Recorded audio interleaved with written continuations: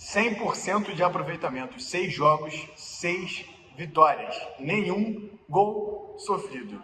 Esses são os números do Fluminense desde a chegada do Zubeldia, quando o tricolor é mandante.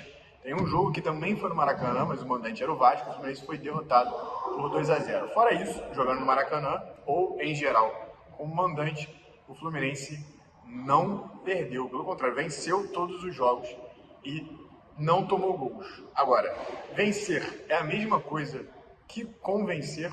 Essa é a análise pós-jogo daqui do lance. Já deixa aqui o seu like, deixa o seu comentário e fala para mim, até agora, esse é o primeiro comentário que eu pedi para você, até agora, você aprova o trabalho do Zubeldia no Fluminense? Deixa aqui nos comentários e já compartilha esse vídeo com o seu amigo tricolor para ele ver essa análise pós-jogo. Vamos lá. Eu acho que a grande pauta, desde a chegada do Zubeldia no time do Fluminense, no time do Fluminense comandado pelo argentino, é no comando do ataque. E hoje a gente teve mais um capítulo dessa história. O centroavante titular de hoje foi o Everaldo. Antes mesmo da partida, quando a escalação passa no telão, o Everaldo já estava sendo vaiado. O Zubeldia optou por não iniciar a partida com o John Kennedy, foi uma opção técnica, ele foi questionado pelo motivo, né, na coletiva, e ele disse que pelo perfil do jogo ele achou que o Everaldo era a melhor opção. Enfim, uma partida muito ruim do Everaldo, ele teve alguns lances até bem bizarros, assim, de erros de passe, de erros de escolhas, que acho que passam muito pela qualidade técnica do jogador. Ele tem, sim, algumas virtudes, ele consegue brigar pela bola lá na frente. Hoje não teve um dia feliz nesse sentido, mas não é um bom finalizador. Não acho que, e aí já é minha opinião, não acho que ele tem um pivô tão efetivo quanto o do John Kennedy, por exemplo. Acho que o Everaldo ele tem uma sustentação física um pouco maior de escorar, mas eu acho que o John Kennedy, quando joga de costas, consegue ter mais sucesso, até criando jogadas para si mesmo, né? O Everaldo, ele busca tabelas, e hoje mesmo, em uma jogada com o Lúcio Acosta no primeiro tempo, ele deu um passe de letra para o Acosta, para a grande defesa do Walter, do Mirassol, após a finalização do Acosta. Um bom passe do Everaldo, esse tipo de pivô que ele faz. Hoje ele conseguiu um bom passe desse, mas o goleiro do Mirassol impediu o Fluminense de ampliar o placar. Naquele momento o Fluminense já vencia por 1-0, se eu não me engano, com o gol do Kevin Serra. Mas vamos lá. Análise do jogo antes de entrarmos nesse mérito de Zubeldia. O Fluminense venceu mais uma vez no Maracanã, mas dessa vez não convenceu tanto assim. Teve uma partida que, isso não diz nada sobre o placar, porque teve uma partida contra o Internacional aqui no Maracanã que o Fluminense venceu por 1-0. Mas, na minha opinião, essa foi a melhor atuação do Fluminense com o Zubeldia. Até cheguei a fazer um vídeo aqui pro canal do Lance e uma matéria lá pro site sobre a existência de uma goleada de 1-0, né? Porque o Fluminense, em bola, naquela noite goleou o Internacional. Foi um domínio completo. O Internacional não viu a cor da bola. O Fluminense tinha um volume de jogo muito alto, um número de criação de chances muito alto, e conseguia, de fato, controlar as ações. O Internacional não levava nenhum perigo para a meta tricolor. Então, para mim, assim, dá para chamar de goleada, óbvio que não no sentido que a gente conhece da palavra, de vitória por 3 ou mais gols, mas uma goleada de bola naquele momento. Hoje não foi isso que aconteceu, e até bem longe disso, né? Por mais que o Fluminense tenha sido superior ao Mirassol, o Mirassol não conseguia ser tão efetivo assim, né? Para levar algum perigo de fato para o gol do Fluminense, mas o Fluminense também não agredia tanto assim o time de interior de São Paulo. O Tricolor teve mais chances, finalizou, e eu vou falar sobre isso também, sobre a quantidade de finalizações. Na verdade, a proporção de finalizações, né? Porque em valores gerais não foge tanto da média do Fluminense, mas vou pincelar um pouco sobre as finalizações também.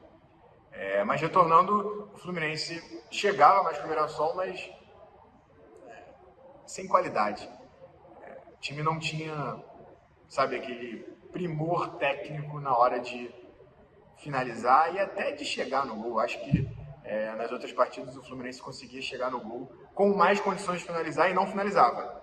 E aí hoje, entrando já nesse mérito das finalizações, o Fluminense tinha um pouco mais de dificuldade para chegar no gol, teve chances perdidas, mas teve um pouco mais de dificuldade de chegar no gol, e quando chegava, aí pecava na finalização. Mas finalizava. Algum dos problemas do Tricolor nas últimas partidas, para mim, era o excesso de cautela, excesso de capricho nas finalizações. Era um passe a mais aqui, 2 passes a mais para cá, um drible a mais para cá. O Fluminense parecia só querer fazer gol de dentro da área. E isso muito com as tabelas entre John Kennedy e Lúcio Acosta, que são muito vistosas. São jogadores que têm qualidade técnica, que têm essa característica do 1-2, da aproximação, da associação, mas falta finalizar. Falta receber a bola para tentar dar de primeira, tentar surpreender o goleiro. E foi o que o Serna fez hoje.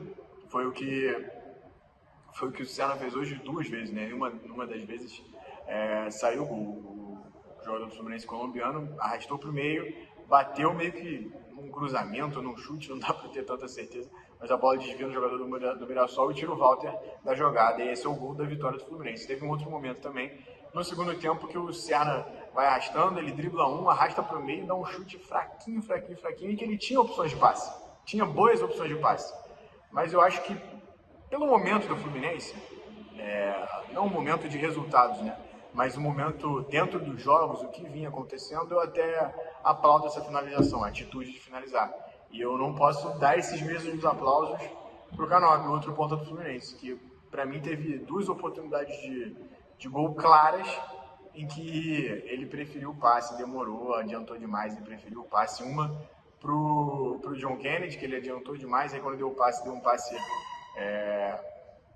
que foi interceptado, e uma outra pro Acosta, que ele podia, para mim, já ter chutado de primeira, ele deu mais uma ajeitada, e aí realmente não tinha como ele finalizar em boas condições, e deu um passe pro Lúcio Acosta, que finalizou em cima do Walter. Não consigo ter certeza se o passe ficou um pouco para trás, ficou um pouco em cima, e o Walter não conseguiu finalizar bem, mas para mim o Canóbio já tinha testado aquela bola, e no primeiro tempo o Canóbio dava indícios de que isso estava mudando. Eu até perguntaram para o Zubeldia um pouco sobre finalização, ele falou que era uma questão de calma. Mas teve uma bola que o Canóbio saiu sozinho pela direita, sozinho que eu digo, sem apoio de outros jogadores do Fluminense, e não estava numa condição tão boa de finalizar. Mas mesmo assim ele queimou no gol e quase acertou um belo chute, na verdade. A bola saiu por cima, mas não foi aquela bola que não levou nenhum perigo, né? Você finalizar, você tentar buscar o gol, dar volume de jogo, isso faz a diferença com certeza no resultado, na confiança do jogador, e isso abala também o adversário, que vai sofrendo finalizações. Então acho que assim, dá para tirar de importante do jogo de hoje o Fluminense ter tido um pouco menos de capricho para finalizar. É estranho falar isso, né? Um pouco menos de capricho para finalizar, mas para o que o Fluminense precisa, eu acho que é importante.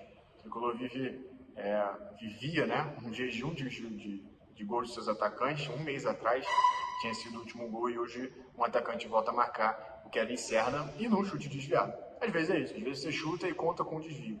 Futebol tem disso. Mas assim, o excesso de capricho, o excesso de zelo estava prejudicando o Fluminense. Hoje, o Fluminense foi premiado com a finalização do Kevin Serna. Mas não convenceu. O importante, com certeza, é a vitória, é vencer. O Tricolor mantém o 100% de aproveitamento, mantém a escrita também de não sofrer gols no Maracanã, mas agora já visita o Cruzeiro no Mineirão, no domingo, às 4 horas. E você, com certeza, acompanha toda a cobertura que você já sabe aqui no Lance. E tem o objetivo de se provar fora de casa. O Fluminense não joga fora de casa, e isso não é um problema do Zubeldia. É claro que o Zubeldia já traz também esse histórico que ele tinha no São Paulo de ir muito bem em casa e muito mal fora de casa, mas essa escrita do Fluminense não do Zubeldia. Isso já era um problema com o Renato Gaúcho, isso já foi um problema com o Mano Menezes, isso foi um problema com o Fernando Diniz, isso já é um problema do Fluminense há anos. Problema de anos. O Fluminense não joga fora de casa como joga no Maracanã.